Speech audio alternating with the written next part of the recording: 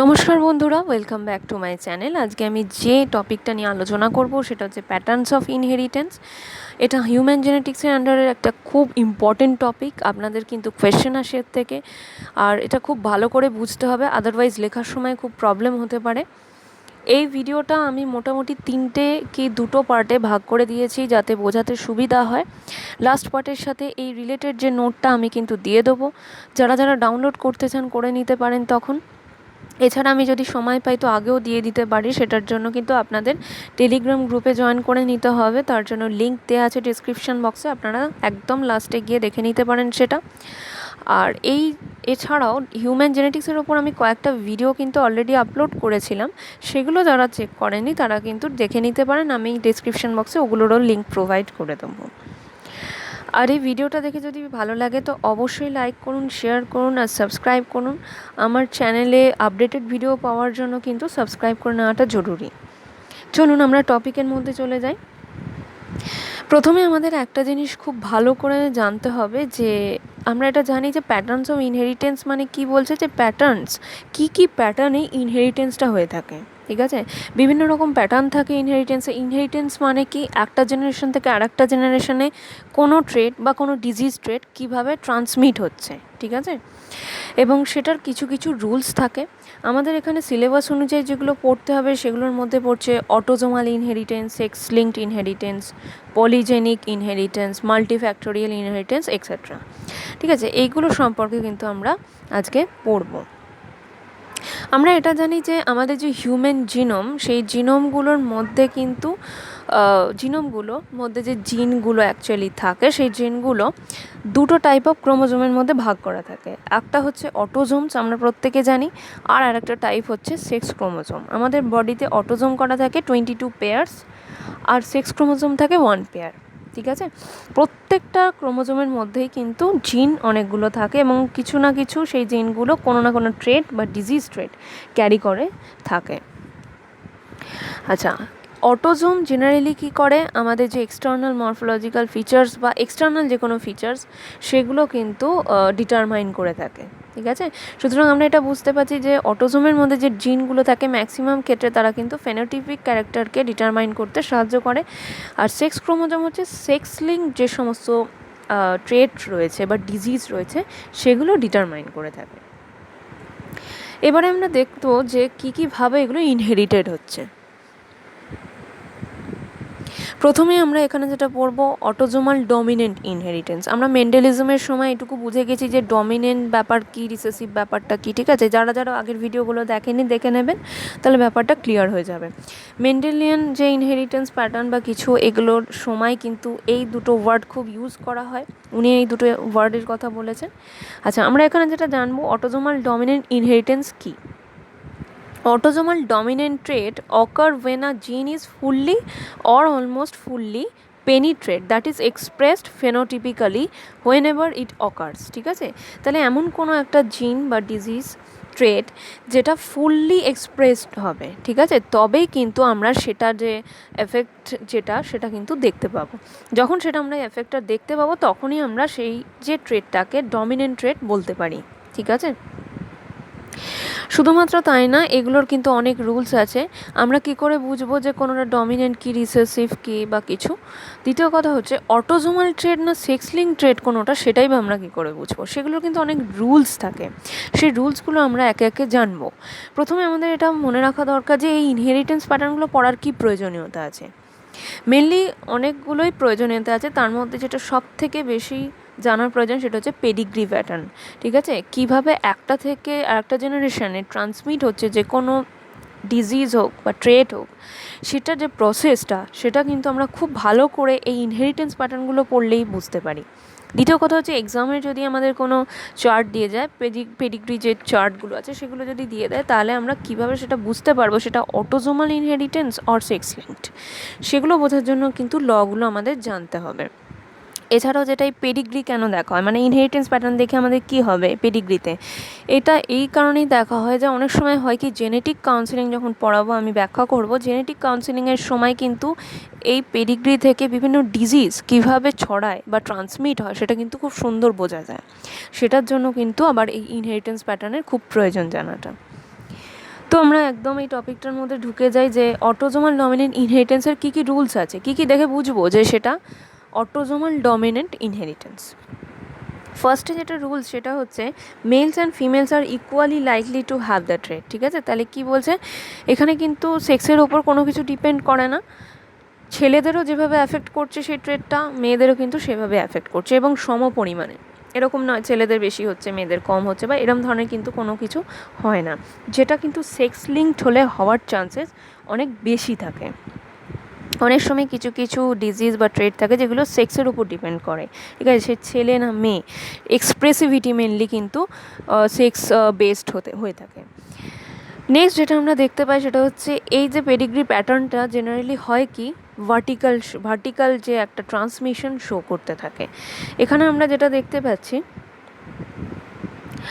আমি দেখাচ্ছি যে এখানে দেখুন যে প্রত্যেকটা জেনারেশনে এটা একটা ফ্যামিলি দেখাচ্ছে এবং এটা আর একটা ফ্যামিলি দেখাচ্ছে। ঠিক আছে, এদের কিন্তু নিচের যে মানে পরে যে অফস্প্রিং তাদের মধ্যে কিন্তু মিনিমাম এক কি দুজন অ্যাফেক্টেড দেখা যাচ্ছে। ঠিক আছে, এই জেনারেশনটা এখন আমি বলছি না, এটা পরের ব্যাপার। ঠিক আছে, আপাতত এইটুকু আমরা বুঝে গেলাম যে মোটামুটি দেখা যাচ্ছে যে ভার্টিক্যালি এটা ট্রান্সমিট হয়, ভার্টিক্যালি যাচ্ছে ডিজিজ বা ট্রেটটা।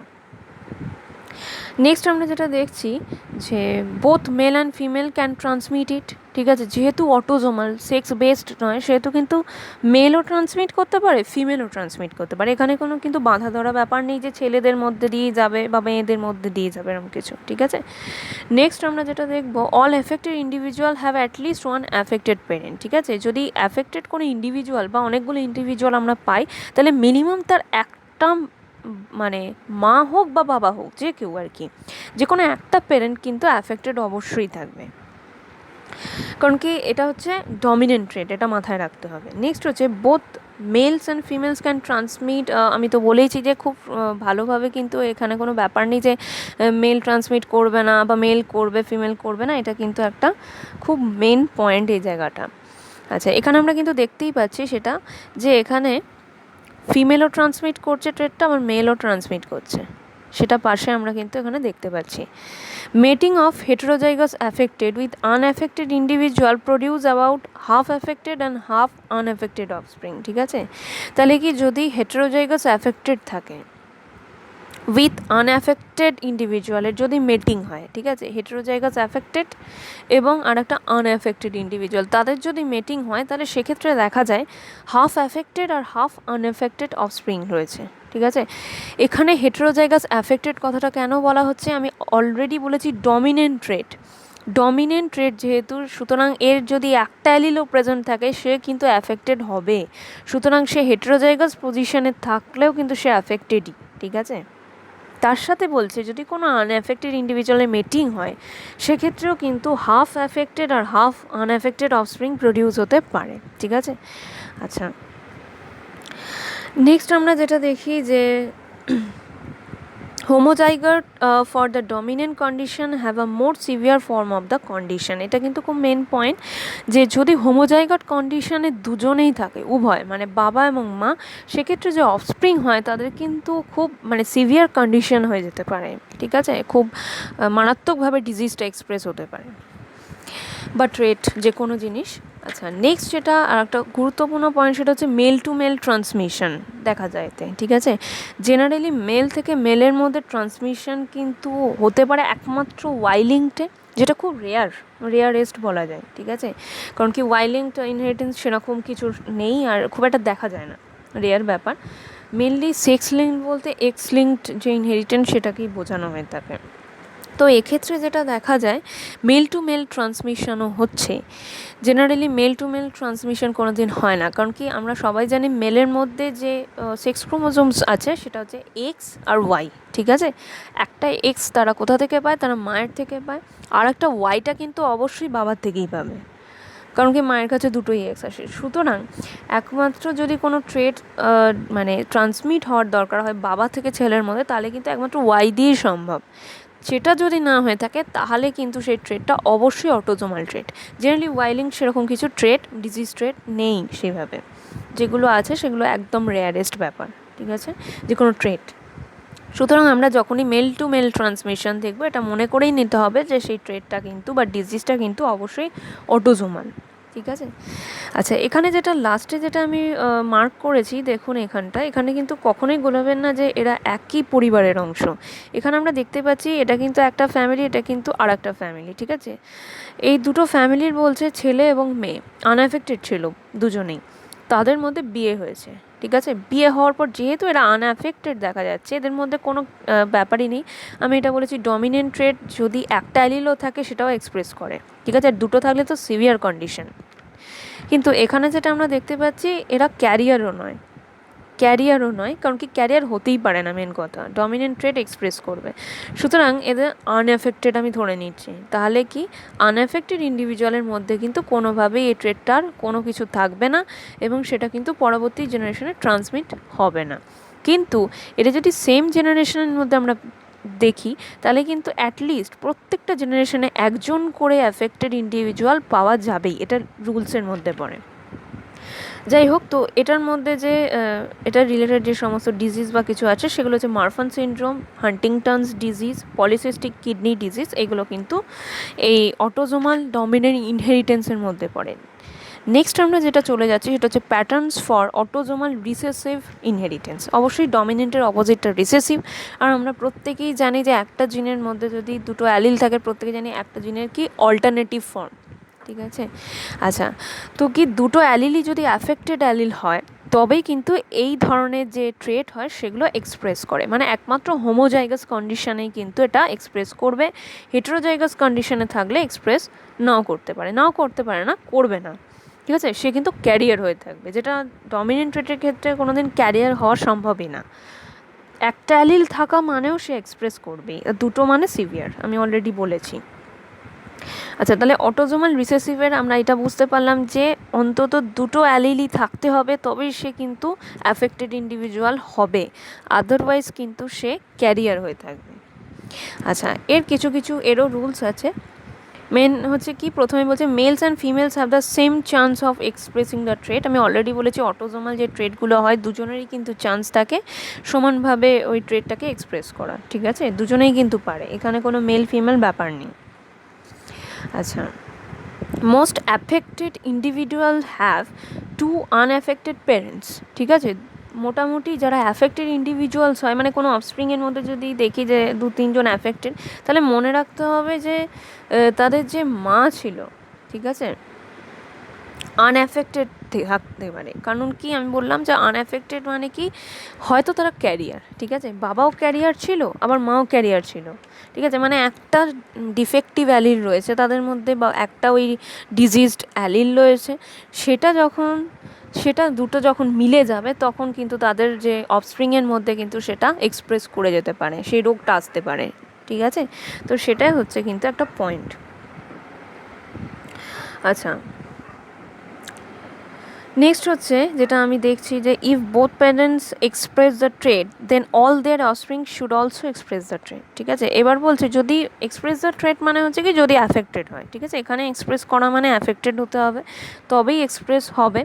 এবং বাবা মা যদি এক্সপ্রেস করে তাহলে অবশ্যই কিন্তু ছেলে মেয়েদের মধ্যে এক্সপ্রেসিভিটি দেখা হবেই, ডিজিজটা হবে আর কি। নেক্সট যেটা বলছি, if one parent expresses the trait then their offspring who don't express it are heterozygous. এরকম হতে পারে যে দেখা গেল একজন, মানে প্যারেন্টসদের মধ্যে একজন এক্সপ্রেস করেছে ট্রেটটা কিন্তু আরেকজন এক্সপ্রেস করেনি, মানে হয়তো সে আনএফেক্টেড হতে পারে, পসিবিলিটি আছে।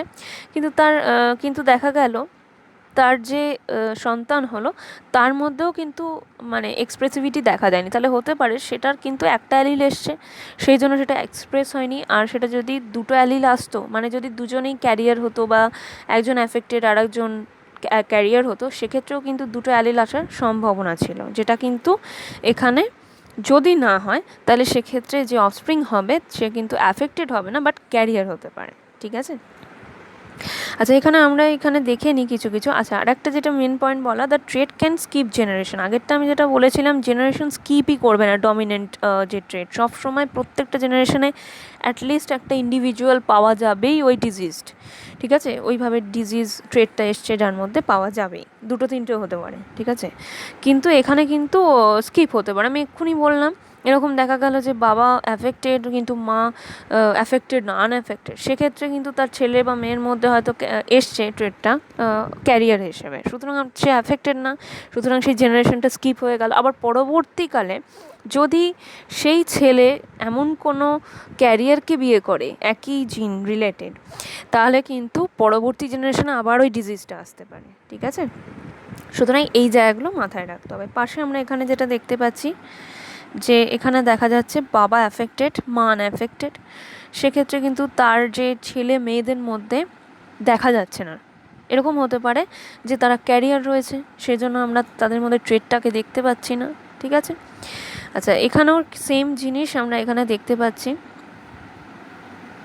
এরকম হতে পারে এখানে বাবা ক্যারিয়ার আর মা অ্যাফেক্টেড, সেক্ষেত্রে কিন্তু আমরা এখানে 50% দেখতে পাচ্ছি যে আছে তারা কিন্তু অ্যাফেক্টেড শো করছে, ঠিক আছে। তাহলে এখানে কিন্তু বিভিন্ন রকম হতে পারে, চান্সেস আছে বিভিন্ন জিনিসের। নেক্সট হচ্ছে আমরা চলে যাব patterns of sex linked inheritance, ঠিক আছে। সেক্স লিঙ্কটার মধ্যে দু রকম পাওয়া যায়, একটা আমরা জানি দুটো টাইপের সেক্স ক্রোমোজোমস আছে, এক্স আর ওয়াই টাইপ, এক্স লিঙ্কড আর Y linked. Mainly sex link ধরাই হয় এক্স লিঙ্ক, কারণ কি ওয়াই লিঙ্কটের ব্যাপারটা খুবই রেয়ার কেস, হয় না নয়, হয় অবশ্যই, পড়বো আমরা, কিন্তু সবথেকে বেশি গুরুত্ব দেওয়া হয় এক্স লিঙ্কটের ক্ষেত্রে। আচ্ছা, এক্স লিঙ্কের ক্ষেত্রে যেটা আমাদের সবথেকে আগে বুঝতে হবে যে এক্স মেনলি কাদের মধ্যে থাকে, ছেলেদের মধ্যেও থাকে মেয়েদের মধ্যেও থাকে, ঠিক আছে। কিন্তু মেয়েদের মধ্যে আমরা দুটো এক্স পাই আর ছেলেদের মধ্যে কিন্তু একটা এক্স পাই, এখানেই কিন্তু জটিলতার ক্রিয়েট হয়, যেটা হচ্ছে বাই চান্স কোনো মেয়ে যদি ক্যারিয়ার হয়, মানে তাদের একটা এক্স ক্রোমোজোম যদি ফল্টি হয়, তাহলে আরেকটা এক্স ক্রোমোজোম কিন্তু ওটাকে কমপ্লিমেন্ট করতে পারে। কিন্তু বাই চান্স যদি কোনো ছেলের একটা এক্স, যেহেতু একটা এক্সই আছে, একটা এক্স যদি ফল্টি হয়, তাহলে কিন্তু ওয়াই ক্রোমোজোম তাকে কমপ্লিমেন্ট কিছুতেই করতে পারবে না, সুতরাং সেই এক্স ক্রোমোজোমের যে ডিজিজটা তার মধ্যে রইল সেটা কিন্তু এক্সপ্রেস হবেই, এখানেই কিন্তু জটিলতা ক্রিয়েট হয়, ঠিক আছে। মানে যে ডিজিজটা মেয়েদের ক্ষেত্রে হয়তো ক্যারিয়ার হিসেবে রয়ে গেল একটা এক্সের ফল্টি থাকার জন্য, সেটা কিন্তু ওই একটা এক্স ফল্টি থাকার জন্য মেয়েদের ক্ষেত্রে এক্সপ্রেস হয়ে যেতে পারে, ঠিক আছে। যাই হোক, এখানে আমরা যেটা প্রথম দেখবো সেটা হচ্ছে এক্স লিঙ্ক ডমিনেন্ট ইনহেরিটেন্স, ঠিক আছে। ডমিনেন্ট ইনহেরিটেন্স কি? X linked dominant inheritance are sometimes referred to as X-linked dominance is a made of genetic inheritance by which a dominant gene is carried on the X chromosome, ঠিক আছে।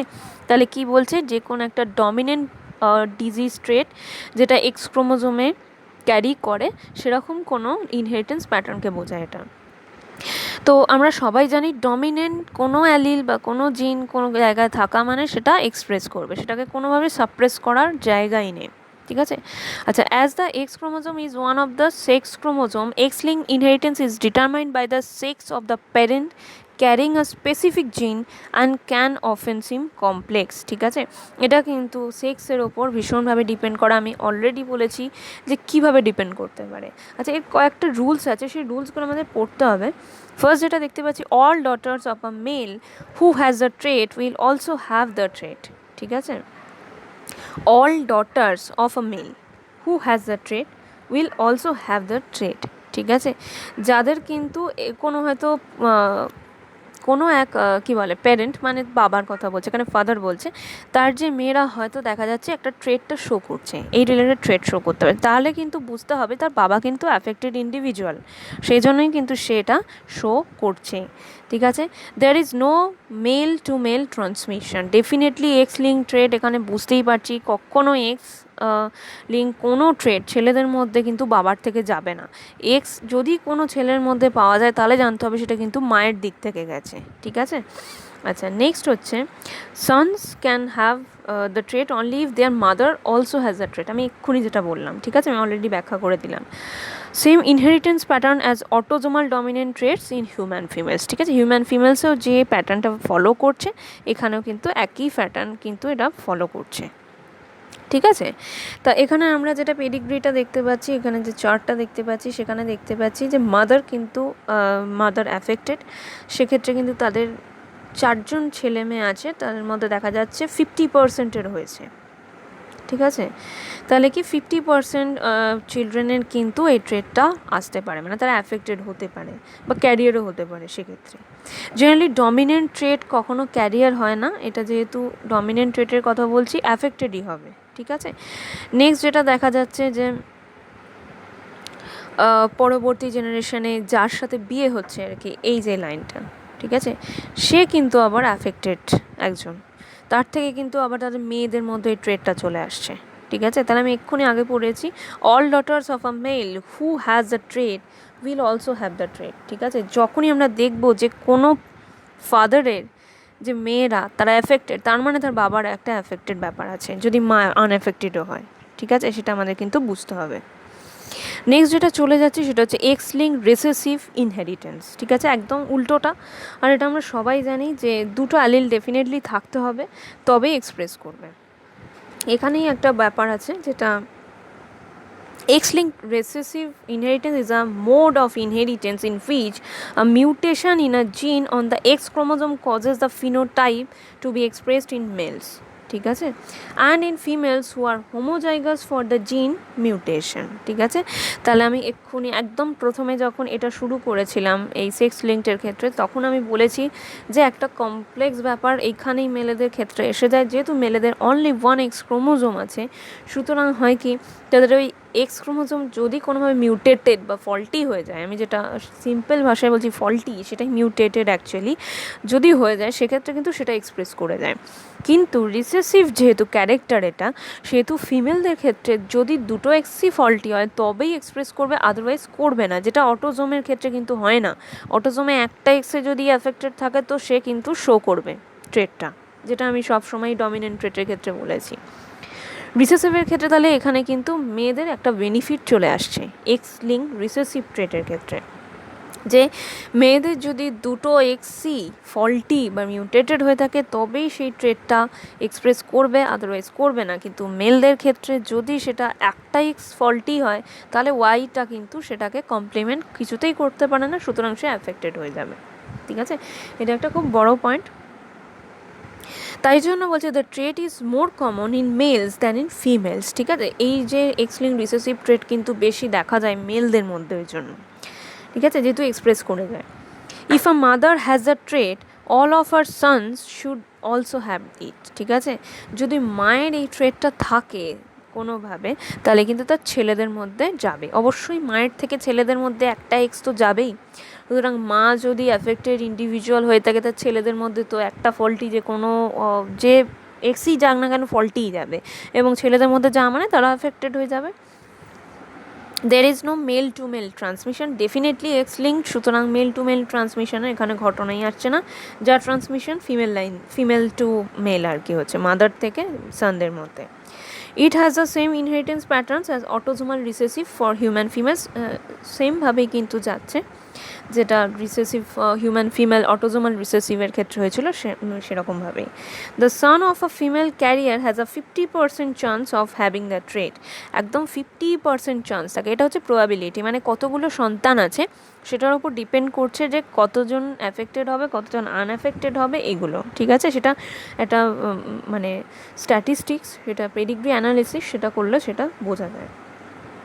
Mothers of males who have the trait are either heterozygous carrier or homozygous and express the trait. ঠিক আছে, তাহলে কি যে সমস্ত ছেলেদের মা বলছে আর কি, মানে অ্যাফেক্টেড সন্তান, ঠিক আছে, ছেলে, তাদের মা আইদার কি হতে পারে, ক্যারিয়ার হতে পারে, অথবা হোমোজাইগাস কন্ডিশন মানে অ্যাফেক্টেড ইন্ডিভিজুয়াল হতে পারে।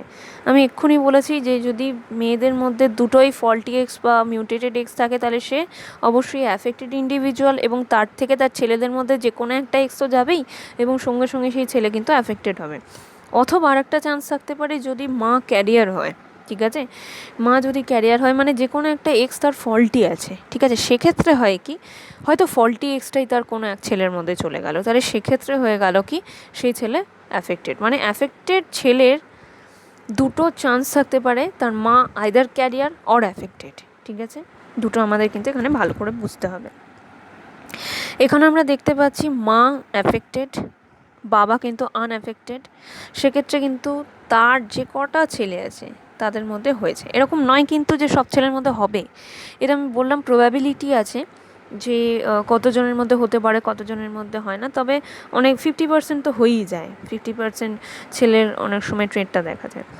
আবার এখানে দেখা যাচ্ছে এই ছেলের যে বিয়ে হয়েছে সে কিন্তু অ্যাফেক্টেড ইন্ডিভিজুয়াল, ঠিক আছে। তাহলে অ্যাফেক্টেড ইন্ডিভিজুয়ালের বিয়ে হলো আরেক অ্যাফেক্টেডের সাথে, তাহলে তার যে অবশ্যই তার যে অফস্প্রিং হবে তারা অ্যাফেক্টেড, ম্যাক্সিমাম চান্স থাকে অ্যাফেক্টেড সবাই হওয়ার, অনেক সময় হয় না কেউ কেউ, এটাও প্রবাবিলিটি। তবে ম্যাক্সিমাম চান্সেস থাকে অনেক কেউই অ্যাফেক্টেড হয়ে যাবে যতগুলো অফস্প্রিং আছে। আচ্ছা, এই রিলেটেড যে ট্রেডগুলো সেটা হিমোফিলিয়া, ফ্রেজাইল এক্স সিনড্রোম, আরও অনেক ট্রেড আছে যেগুলো কিন্তু এক্স লিঙ্ক রিসেসিভ ইনহেরিটেন্সের মধ্যে পড়ে।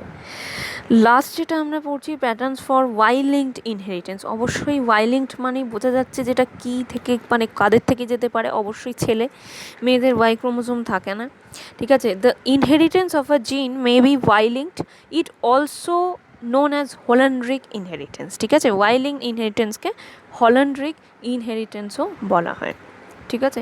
এর কিছু কিছু ডেফিনেটলি ক্যারেক্টার রয়েছে, সেই ক্যারেক্টারগুলো আমাদের জানতে হবে। Only male have a Y chromosome and as such Y link gene is found in male only and never in female, ঠিক আছে। আমি অলরেডি বলেছি যেহেতু ওয়াই মেলদের মধ্যে থাকে, ফিমেলদের মধ্যে এর কোনো অস্তিত্ব নেই, আর কোনো ট্রেড বা কিছু দেখাও যাবে না ফিমেলের মধ্যে। The Y chromosome is receive from the father by all the sons. ছেলেদের মধ্যে সবসময় ওয়াই ক্রোমোজোম বাবার থেকেই যাবে, এটা একদম নিঃসন্দেহের ব্যাপার।